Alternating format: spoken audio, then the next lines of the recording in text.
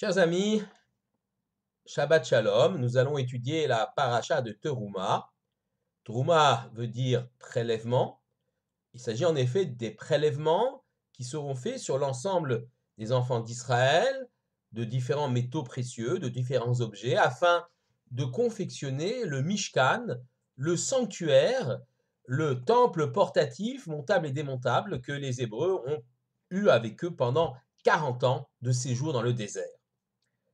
Certains disent que ce Mishkan, ce sanctuaire, est le tikkun, c'est-à-dire la réparation de la faute du veau d'or. Je m'explique. Mishkan, ça veut dire résidence. Résidence pour qui? Pour la Shrina, pour la présence divine qui va y résider. Non pas que Dieu est plus présent dans le Mishkan qu'ailleurs dans le monde, mais c'est un lieu de rendez-vous entre les enfants d'Israël et l'Éternel. En effet, à l'origine de la faute du veau d'or, il faut le comprendre, il y a cette espèce de désarroi des enfants d'Israël. Les enfants d'Israël ont vu Moïse monter sur la montagne pour recueillir la Torah pendant 40 jours. Il ne revient pas le jour qu'il avait fixé. En vérité, il reviendra seulement le lendemain. Lui a fixé une date et il est tout à fait sûr de son compte, mais c'est les enfants d'Israël qui ont fait une erreur sur le décompte. Il se retrouve donc en plein désarroi, Moïse n'est plus là, où est Dieu? On n'a plus à qui s'adresser, et certains en profitent pour donc insuffler cet esprit d'idolâtrie, cet esprit terrible de la construction d'un veau d'or qui détourne le peuple d'Israël de l'Éternel. Eh bien, la réparation, c'est un lieu qui va être un lieu de permanence où la présence divine sera palpable, même si on ne peut pas voir Dieu, elle sera palpable, un lieu de rendez-vous, et c'est le rôle que va jouer ce sanctuaire, ce Mishkan. Mais je voudrais me focaliser plus particulièrement sur l'objet principal de ce Mishkan, l'élément majeur de ce Mishkan, c'est-à-dire le Aron HaKodesh, l'arche sainte.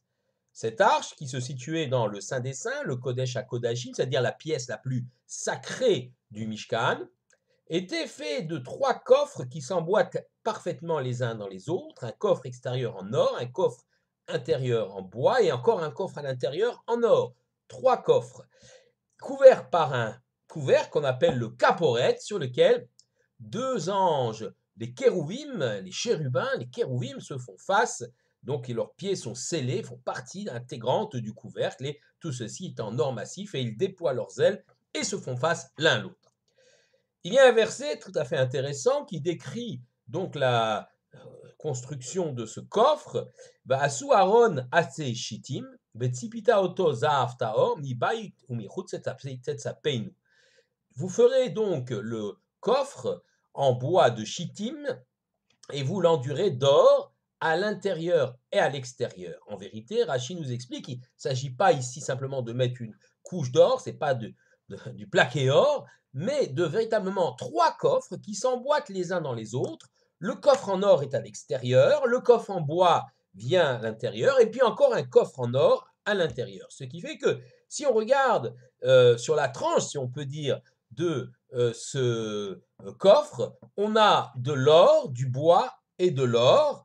Voilà, les parois sont faites donc d'or, de bois et d'or. Et ce coffre va contenir le premier Sefer Torah que Moshe va écrire, les tables de la loi, les deuxièmes tables de la loi et les brisures des premières tables de la loi. Donc le contenu de ce coffre est essentiel. Il y a donc la Torah, il y a donc l'enseignement, l'essence même de ce qu'est le judaïsme se trouve dans ce coffre. Mais intéressons-nous à ce coffre lui-même. Betzalel, c'est l'homme qui l'a conçu, il a conçu ainsi les 3 coffres qui s'emboîtent les uns dans les autres, et il faut comprendre les 2 matières qui ont été utilisées pour confectionner ce coffre. Tout d'abord, on a l'or. L'or, c'est une matière qui est précieuse, qui est chère, mais qui est solide, mais qui est inerte. C'est un minéral. Le bois, au contraire, est beaucoup plus fragile, mais beaucoup plus souple, beaucoup plus tendre, et c'est la matière vivante. Ça vient d'un arbre qui pousse et qui se ramifie. Donc on a d'un côté l'or qui représente l'inerte, et de l'autre côté le bois qui représente le vivant. Comme je vous l'ai dit, le coffre, lui, le Aaron, la Kodesh, le coffre saint, l'arche sainte, contient les rouleaux de la Torah et les 10 commandements. Celui donc qui porte un regard extérieur vers ce coffre, quand il porte un regard extérieur sur ce coffre, il se tourne donc vers la Torah, que ce coffre contient, il a donc un regard extérieur sur la Torah, considère, voit, finalement, dans cet or, l'inertie, le minéral, quelque chose de figé, une structure qui est fixe, dans laquelle aucun épanouissement est possible. Les règles, l'or, représentent effectivement quelque chose de fixe, quelque chose de stable. Mais en vérité, il n'en est pas ainsi. Si on va regarder plus profondément, qu'on ouvre le coffre, qu'on regarde à l'intérieur de quoi est-il fait ce coffre, on constate que entre deux parois en or, il y a une paroi en bois. Et là, le bois, eh bien, c'est quelque chose de vivant, qui représente un arbre qui peut se développer, une matière vivante, de quelque chose, c'est le symbole de quelque chose qui peut s'épanouir. Il y a un auteur tout à fait intéressant qui fait un commentaire là-dessus. Ce commentaire nous vient de Rabbi Yaakov Ben Asher, le fameux Tour, le rédacteur du Tour Shulchan Aruch, 1270-1340. Que dit le Tour?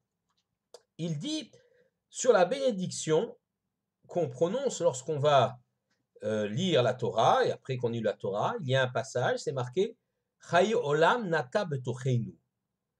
Une vie donc éternelle, Dieu a implanté en nous.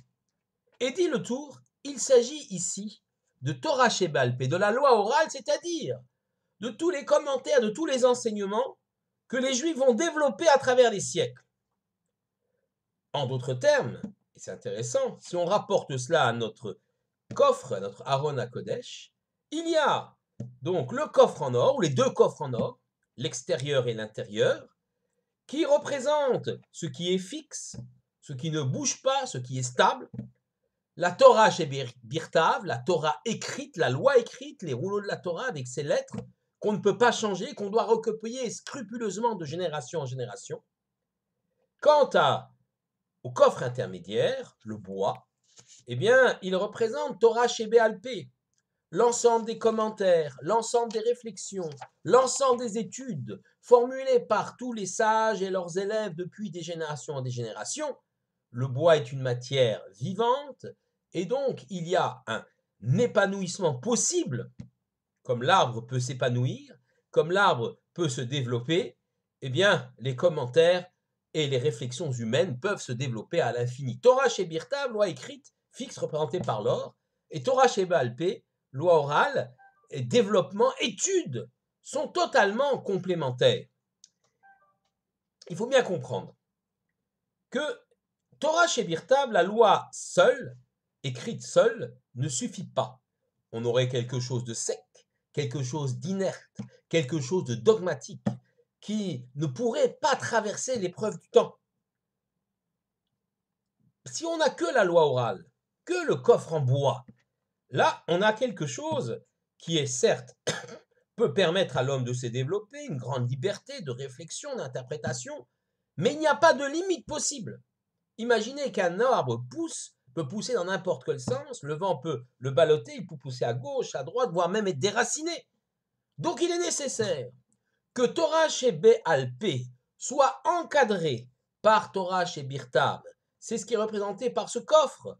Nous avons un coffre en or, un coffre en bois, un coffre en or. Le bois est donc encadré de part et d'autre par de l'or. Dans le cadre nécessaire et obligatoire de la loi écrite qui fixe les règles et limites, les grands principes, il est possible d'avoir une certaine latitude, une certaine liberté, représentée par le coffre en bois, Torah chez Ba'al Peh, la loi orale.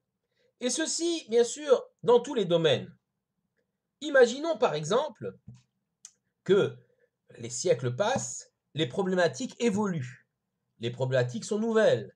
Dans notre siècle, de nombreuses problématiques sont apparues. Par exemple, l'électricité, on a découvert l'électricité au début, fin du 19e siècle. Aujourd'hui, les problèmes de bioéthique. Nous avons, pour faire face à ces nouveaux défis, est-ce que c'est permis, pas permis, qu'est-ce qu'on doit faire, comment va se développer la loi juive, la halacha, eh bien, nous avons les grands principes fixés par Torah chez Birtav, par la loi écrite, auxquels il ne faut pas déroger, ils sont intangibles et traversent les siècles, mais ces grands principes laissent une certaine latitude à l'esprit humain, à l'esprit des sages, pour développer une réponse appropriée avec une certaine latitude et une certaine liberté. C'est effectivement tout ce qui constitue la Torah Sheba'al Peh. Et ce qui est extraordinaire dans l'histoire du peuple juif, de l'histoire de cette Torah, c'est que Torah Shebirtav et Torah Sheba'al Peh ont été donnés en même temps. Ce ne sont pas deux entités séparées. Torah Shebirtav existe effectivement depuis que Moshe l'a reçu au mont Sinaï, mais Torah Sheba'al Peh aussi, puisque l'enseignement oral, le développement et le commentaire a commencé depuis Moshe, qui l'a appris de Dieu lui-même et qui le transmet à Josué, au Josué ancien, etc., de génération en génération. Et effectivement, les deux entités se combinent pour permettre à la fois un respect des grands principes, des grandes idées, du cadre même du judaïsme, duquel il ne faut pas sortir, mais à l'intérieur duquel une grande liberté est possible, une capacité surtout d'adaptation aux défis modernes de la nouvelle société. Et ils sont nombreux. On a parlé de la bioéthique, mais je pourrais parler de l'organisation du retour des Juifs sur la terre d'Israël, qui crée de nouvelles réflexions et de nouveaux problèmes auxquels il faut répondre. Eh bien, l'importance de ce cadre qui fixe les limites, mais d'une dynamique à l'intérieur de cela qui permet de s'adapter aux différentes mutations de la société et d'y apporter une réponse, c'est là le secret de ce Aaron HaKodesh. Alors, pour terminer, il est dit dans cette même paracha qu'il était impossible de poser le couvercle du Aaron HaKodesh, le caporet, sur les trois coffres, imbriqués les uns dans les autres. Il était interdit de poser ce couvercle s'il n'y avait pas déjà à l'intérieur la Torah, les rouleaux de parchemin, premier rouleau de Moshe, s'il n'y avait pas à l'intérieur les tables de la loi. En d'autres termes, on ne peut pas fermer le coffre à vide. Pourquoi cela? On a parlé des kérouvim, des deux anges qui se faisaient face. En vérité, ils avaient figure humaine, figure d'enfant. Comme disent les commentateurs, Ravia, Keravia, kérouvim, ça vient de Ravia, c'est-à-dire un jeune homme. Et l'idée est claire. Le danger vient du fait que les kérouvim, qui représentent le peuple d'Israël, les hommes, les êtres humains, les jeunes peut-être, ceux qui étudient, doivent s'enraciner dans ce qui est le fondement même de notre identité, la Torah. Et si on pose le couvercle à vide, il n'y a rien à l'intérieur. Dans quoi les pieds, si on peut dire, dans quel socle, dans quoi vont s'enraciner la jeunesse juive? C'est pourquoi on considère qu'il était important, essentiel, de déposer ce qui est l'essence même du peuple juif et de son identité, la Torah et les 10 commandements, dans le coffre, avant de fermer le couvercle, sur lequel se trouvaient les deux anges, les deux kérouvim, qui représentent ceux qui vont apprendre le peuple juif, et particulièrement les jeunes du peuple juif, les élèves, afin que, lorsque le couvercle est posé, effectivement, ils puissent s'enraciner dans cette Torah pour pouvoir toujours construire et aller de l'avant. Ce qui est essentiel de retenir, et ce qui est génial et extraordinaire dans la Torah qui nous a été donnée, c'est cette dichotomie entre Torah Shebirtav et Torah Sheba'al Peh, loi orale et loi écrite, l'une posant de façon immuable les grands principes du judaïsme, desquels il ne faut pas déroger, comme un cadre nécessaire pour chacun d'entre nous. Et à l'intérieur, le coffre en bois, l'arbre, la vie, qui lui représente effectivement cette capacité, cette possibilité, cette liberté d'interprétation laissée à l'homme. Et c'est pourquoi d'ailleurs il y a dans le judaïsme un grand pluralisme, attention, un pluralisme qui se place dans le cadre strict de la halakha. Pluralisme qui ne va pas dans tous les sens, bien évidemment. Là est le secret de la longévité du peuple juif. Alors quel a été le destin de l'arche du Aaron à Kodesh, l'arche perdue? Elle a disparu. A-t-elle été saisie par les Babyloniens, les Romains? Non, pas du tout. Il faut savoir que le roi Ézéchias, Hiskiaou, c'est un roi tzaddik qui a régné de moins 516 à moins 687 dans le royaume de Yehuda, le royaume du sud, le royaume d'Israël, lui avait déjà disparu depuis moins 722. Donc il a régné quelque temps avant, peu moins d'un siècle avant la destruction du temple de Jérusalem en moins 586. Qu'a fait le roi Ézéchias? Il a compris qu'il y avait un risque, qu'il y avait un danger, que de plus en plus les gens s'attachaient seulement à l'aspect extérieur du Aaron à Kodesh, à cet or, donc aux choses qui sont pétrifiées, qui sont figées, c'est-à-dire qu'on ne s'attache qu'au cadre rigide sans regarder à l'intérieur les possibilités de développement. Il s'est dit, quelque part, le Aaron HaKodesh ne joue plus sa fonction d'exemple. Et peut-être avait-il compris qu'un jour tout ceci va être détruit.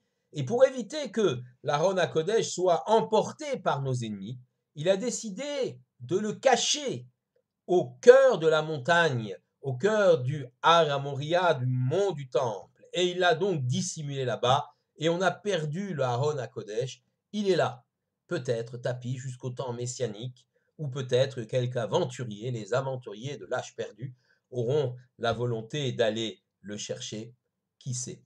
En tout cas, pour nous, même si nous ne l'avons plus physiquement, le texte de la Torah nous le décrit, le fait de l'étudier, de comprendre quelle a été sa vocation et le modèle qu'il représente est pour nous extrêmement fort et extrêmement édifiant. L'Arche Sainte, le Aaron HaKodesh, c'est le modèle de la Torah Birtav, chez Birtav, la Torah chez Béalpé, loi écrite, la orale, de la réflexion et de la liberté dans un cadre immuable. Shabbat Shalom à tous.